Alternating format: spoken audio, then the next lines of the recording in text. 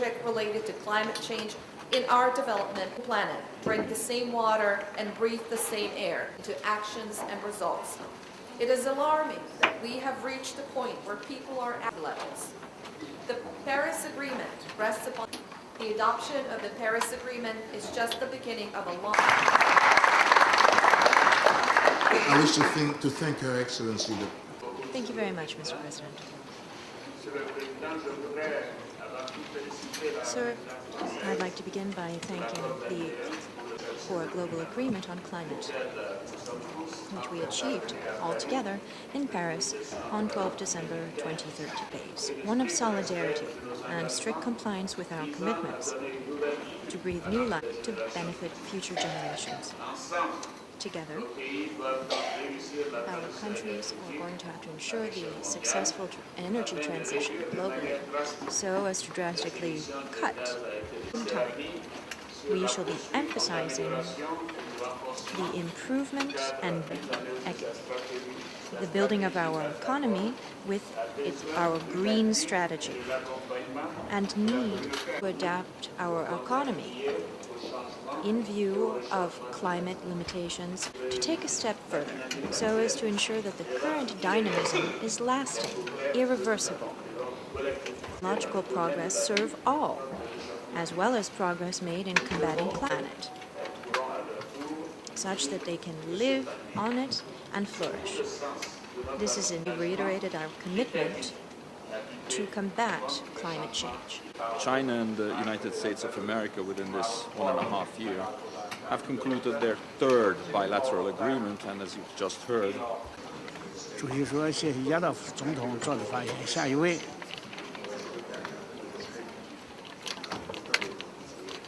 无所谓。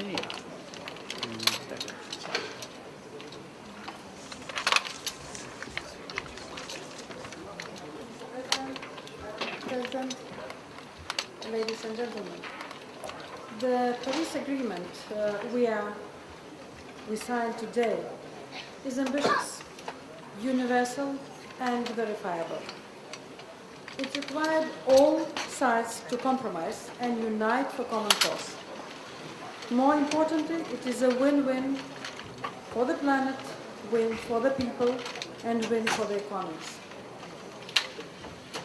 Together with the Sustainable Development Goals, the Paris Agreement gives us a roadmap towards the world that is more just, more prosperous, and sustainable for everyone.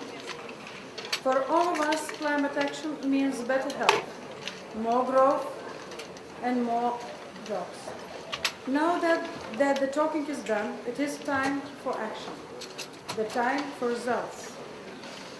The biggest emitters have a special responsibility to deliver, but each country must contribute. Our instruments today affect the quality of tomorrow that will have an impact on the planet for generations. We are fully committed to the EU's pledge to reduce emissions by at least 40% by 2030.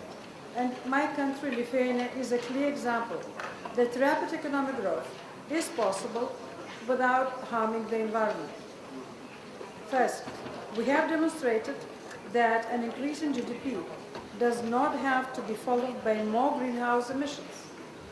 In the last 25 years, Lithuania's emissions level fell by almost 60%, while GDP increased by 30%.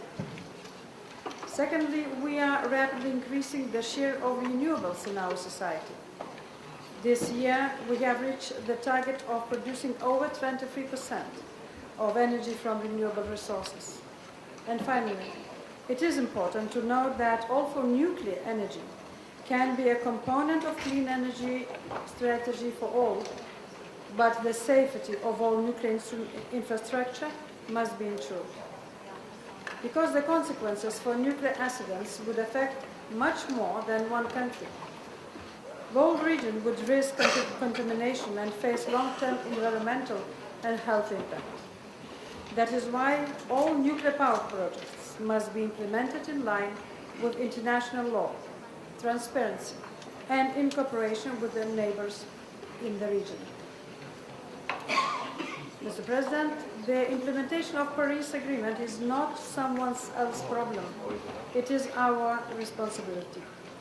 We are creating a low-carbon future that our economies and societies deserve. So we are taking action for the future that lasts. Thank you. President of the Republic of Lithuania, His Excellency Gustan Akansh Twadera, Head of State of the Central African Republic.